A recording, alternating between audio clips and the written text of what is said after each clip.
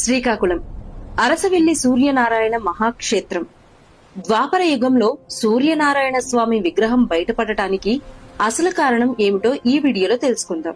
ద్వాపర యుగం చావు బతుకులో నీటి కోసం ఎదురు చూస్తున్న ప్రజల రోదనతో బలరాముడు తన నాగలితో నేలను చీల్చగానే భూమిలో దాగి ఉన్న జలశక్తి నేలపైకి వచ్చింది. అదే నేటి మన నాగావళి నది. ఆ పవిత్ర ప్రవాహం పక్కనే ఈ నేలను రక్షించేందుకు శివుడు ఇక్కడే నిలవాలని బలరాముడు ప్రార్థించాడు.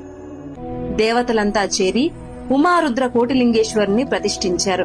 ఈ మహా కార్యానికి సాయంత్రం ఏకాంత సమయానికి చేరుకున్న ఇంద్రుడు శివపార్వతుల దర్శనం కోరగా నంది అతన్ని అడ్డుకున్నాడు. అవమానంతో మండిపోయిన ఇంద్రుడు దూసుకెళ్లగా నంది ఒక్క కొమ్ముతో అతన్ని ఆకాశంలోకి విసిరేశాడు. ఇంద్రుడు రక్తమోడుతూ నేలపై కూలిపోయాడు. అప్పుడు ఒక అగ్నిజ్యోతి అతని ముందుకు ప్రత్యక్షమైంది. అది సూర్యుడు. కలియుగంలో భూమిని రక్షించేందుకు నేను ఇక్కడే కొలువవుతాను అని సూర్యుడు చెప్పాడు. నువ్వు పడిన నేలను వజ్రంతో చీల్చు, నా నిజరూపం బయటపడుతుంది అని సూర్యుడు చెప్పారు. ఇంద్రుడు వజ్రాయుధంతో నేలను కొట్టగానే భూమి హృదయం పగిలిపోయింది.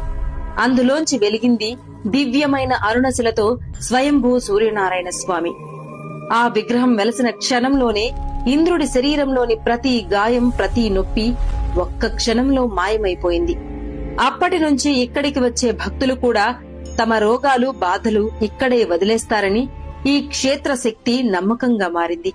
ఇంకా అద్భుతం ఏమిటంటే ఏడాదికి 2 సార్లు మాత్రమే, మార్చి మరియు అక్టోబర్లో పొద్దున్న తొలి సూర్యకిరణం గర్భగుడి చీకటిని ఛేదించి స్వామి పాదాలపై పడుతుంది. అక్కడి నుంచి శిరస్సు వరకు తనను తానే స్పృశించి మరలా తన శక్తిని తేజోవంతం చేసుకుంటుంది. ఇది నిర్మాణం కాదు, సూర్యుడు తనే తన రూపాన్ని తాకే క్షణం.